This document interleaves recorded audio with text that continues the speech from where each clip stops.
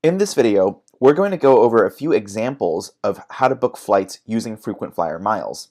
We're going to do this using the airlines' search engines, and we're going to give one example for each of the three alliances. One of the examples will also contain transferable miles from Chase. Keep in mind that the booking strategies that we're going over in this video are relatively simple booking strategies, and these strategies are really all you need to book your first few flights, especially if you have some flexibility. So if you have flexibility around the exact dates when you're traveling, so instead of January 3rd, you could say anytime in January, and your flexible dates for your return trip, as well as if you have any flexibility around exactly where you want to go, then using these basic strategies should be more than enough to get the flights that you want in order to go where you want to go. So in this first example, let's say that you have 50,000 miles with American Airlines. 50,000 miles is a very common sign-up bonus offer for any of the American Airlines credit cards. So let's take a look. Let's say you wanted to spend some time in Latin America and you want to start in Colombia. So let's go ahead and fly out from Austin, Texas, which is where I'm living at the moment, and we will fly to Medellin, Colombia. I lived in Medellin, Colombia for 4 months. It was a beautiful place. Great. And let's say that we are going to depart in June, around June 7th. And when you're searching for miles, make sure that you hit the button that says Redeem Miles.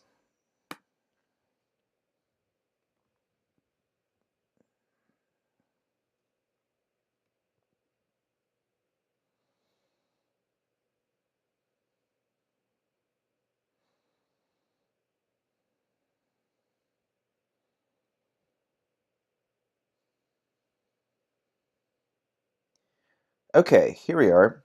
So 30,000 miles for one way to Medellin, Colombia. The taxes and fees will be $5.60. This is not the best deal possible, so we're just going to go ahead and browse through these dates here.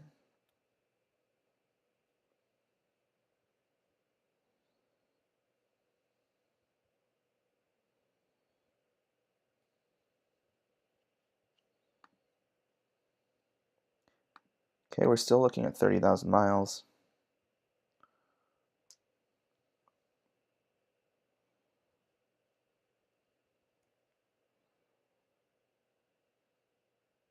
Here we are, 17,500 miles. And again, even right here, you can see a credit card offer for 40,000 bonus miles for a credit card. Oftentimes you can get 50,000 miles or more. So doing your sign-up bonus just once will be able to get you a flight to South America and from South America back to the United States, and quite possibly even another flight back down to South America. So let's go ahead and say that 17,500 miles is perfect for us, and we're going to hit continue here.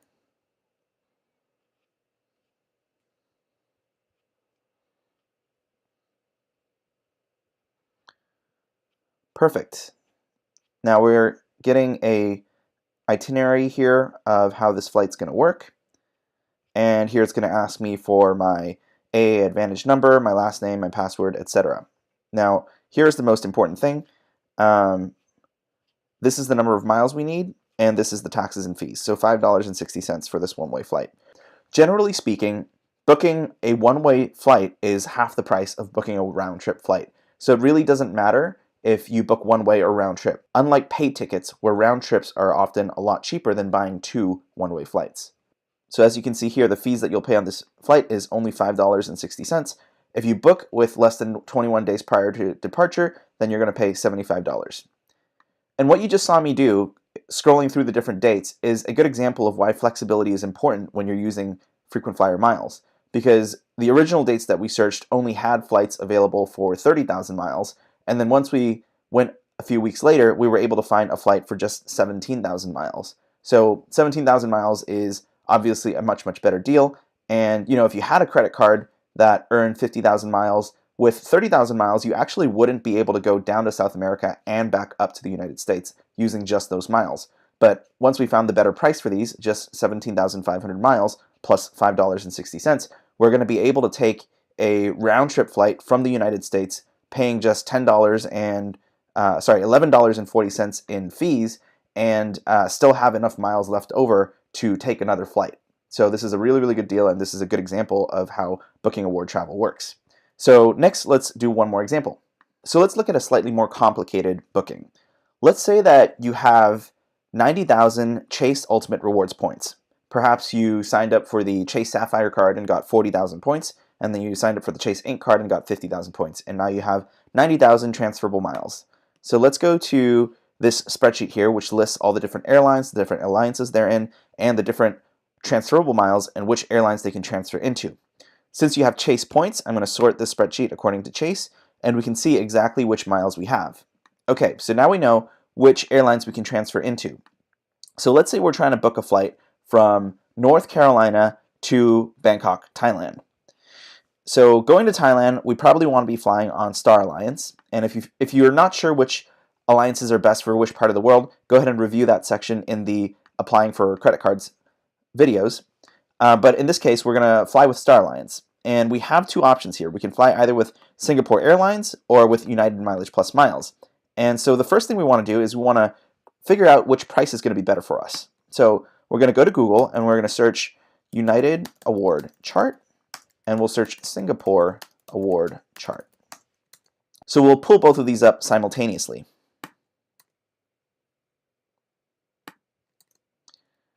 Okay, so United, we're going to price ourselves from North America to Asia. And Thailand is in South Asia. Here we go. And we'll see what the price is. Okay, so economy class is going to cost us 40,000 miles. Now let's take a look at how much this is going to cost with Singapore Airlines. So let's zoom in on here a little bit more. Okay, so these are both zone-based charts. So we're going to locate Bangkok in these zones. And here we go. So we have Zone 3, which is in Thailand. So we know that Zone 3 is what we're looking for. And we'll find the United States, North Carolina. Okay, so North Carolina is on the East Coast here. So we're at Zone 14. So we're going to find the intersection of Zone 14 and Zone 3. So this is Zone 3 over here. We can find that Zone 3 is going to cost us 37,500 miles to go to using Singapore Airlines. So based on these two charts, we can see that if we book through Singapore Airlines instead of booking through United, it's going to cost us 2,500 miles less on each leg of the journey. So we'll save 5,000 miles by booking with Singapore Airlines instead of booking with United. It may be a good idea to actually find the exact trips that we want to do and call both of these airlines to see how much it'll cost in airline fees and miles, because sometimes the fees can be different enough that it makes more sense to go with the higher mileage airline. But for the most part, it's probably going to be the case that it'll be cheaper for us in terms of miles to fly with Singapore Airlines. And again, the reason for this is because Singapore Airlines and United Airlines are both part of Star Alliance, which will give you access to all of the airlines in Star Alliance no matter who you're booking through. But the price that you pay will depend on the frequent flyer program. So we checked out the pricing for both of these programs, found whichever one's cheaper, and since we have Chase Ultimate Rewards points, we can just transfer those points into Singapore Airlines once we're ready to book that flight. So the next step is we're going to actually find the flights that we're going to be taking. To do this, we want to use the best search engine for Star Alliance, which is probably United, possibly ANA, but to keep things simple, we're going to use United. And to do that, again, we just check this Search for Award Travel button, and we'll do a one-way flight. So we'll do a search from CLT, which is Charlotte, North Carolina, and we'll go to BKK, Bangkok. And we'll say my dates are flexible because that makes searching a lot easier. And right now it's January, so we're just going to look in April, a few months ahead of time.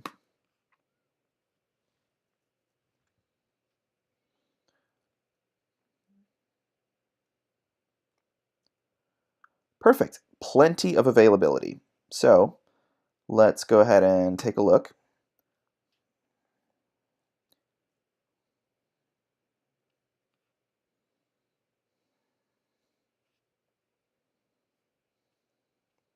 Perfect. Great. So all of these are exactly what we want to see. As you can tell, for the most part, these are priced at 40,000 miles plus $20 in fees. Now, in order to book this flight on Singapore Airlines, what you need to do is find the exact flight that you want to take. For example, let's say this is a one-stop flight. These are three-stop flights. This is a 24-hour flight. These flights are 40 hours, so definitely don't want to be taking those flights. Personally, this is a 27-hour flight. This is a 24-hour flight. I would gladly pay an extra $6 to not sit through 3 hours of flying. So if you just scroll through these and see the flight times, the number of stops, you can figure out which flights are the flights that you want to take based on your comfort level and based on the fees that you might end up paying. So in this case, to make the example easy, let's say that we're going to go ahead and take this flight, which is listed at 40,000 miles plus $26. And the reason I'm choosing this is because there's only one stop. So having one layover is definitely preferable for me. The next step here is we're going to go into details, and we're going to write down these flight numbers and these flight times. So LH429 and 6:35 p.m. departing from CLT, arriving at MUC.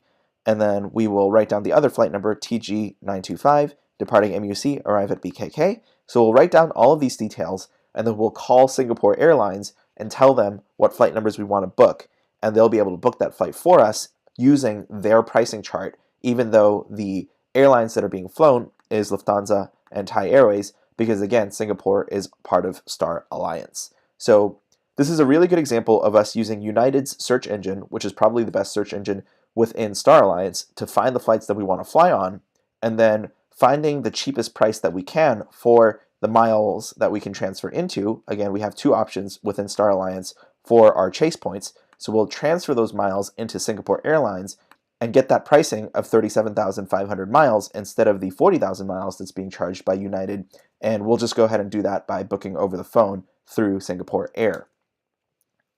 So that's a great example of both how to use the United search engine and how to search with Star Alliance, as well as how to compare prices between the different options that you have if you have transferable miles. Let's go ahead and do one last example using Delta, because we haven't done an example from SkyTeam yet. So let's say that we're booking a flight from Portland, Oregon to Johannesburg in South Africa. We are going to book, let's say, 9 months in advance, which is a really good amount of time. And again, make sure that we're selecting miles when we're doing the search here. And remember that we're using Delta for the search engine, but we can book these flights that we find using any miles on any other SkyTeam member. So let's see, we didn't find a flight on the date that we searched, and for some reason, Delta system doesn't actually allow you to search by month in their main screen, but when they give you this error page, you can then click the button here, flexible dates, 5 weeks, and that'll search a wider range. So we'll hit find flights again.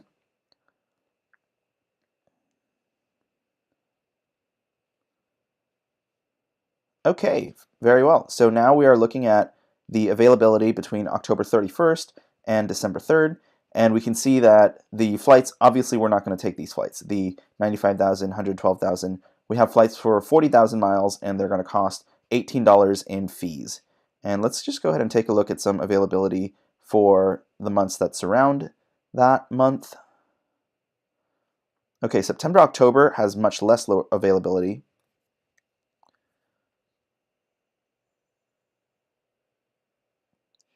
Okay, so as you can see, as you get into the more peak season, and with Africa in particular, it's probably good to book further out. You can see that the availability really does start to decrease as you get closer and closer to that flight date. So in this case, it makes sense, if we're in January right now, as I'm recording this, so it makes sense to start booking these flights early.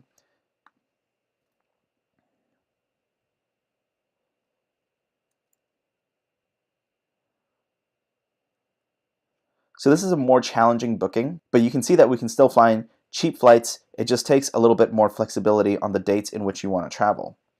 That said, if you do need to travel in October, or if you do need to travel on dates that do not show up in the search engines here, you can still do those flights. You just need to do it in a more advanced manner. And we'll cover that more in the next video. For now though, let's just go ahead and click one of these. And this will take us to the booking page. And we'll see that there's 40,000 miles, $18.70 is our taxes and fees. There are 2 left at this price, and we'll just go ahead and select that.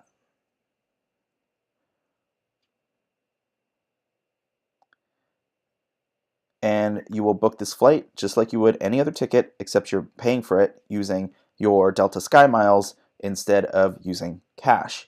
So that was pretty simple, right? We've now looked at how to book flights across each of the 3 different alliances, and we've looked at how to use transferable miles to find the best price on the different alliance partners that we have and pick who we transfer miles into, as well as how to do that search for the flight that we're going to take. So I hope this video has been useful and that you can see how easy it is to book these flights to different places in the world. Now, sometimes you're not going to be able to find the flights that you're looking for. Sometimes there will be no availability on the dates in which you want to travel. If that happens, no worries. You can still very likely find the flights that you want. You just have to route your flights a little bit differently, and you'll have to use some slightly more advanced strategies to find those flights. And that's what we're going to cover in the next video.